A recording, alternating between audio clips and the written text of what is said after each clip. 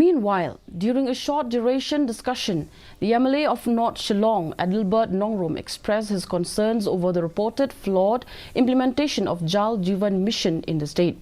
Nongrum questioned the concerned department regarding the data and the monitoring procedures on the web portal.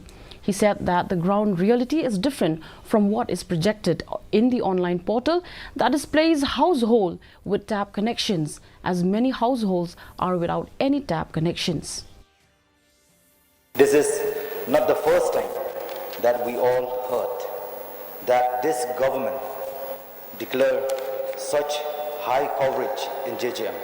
I have been following the news, and even as recent as last week, the PHE minister has quoted similar percentage of achievement and term JJM implementation in the state as success story. Not to take away from what even the Honorable Chief Minister has proudly addressed to press and media since December and last year, that the state has surpassed the national average in providing tap water connection to households.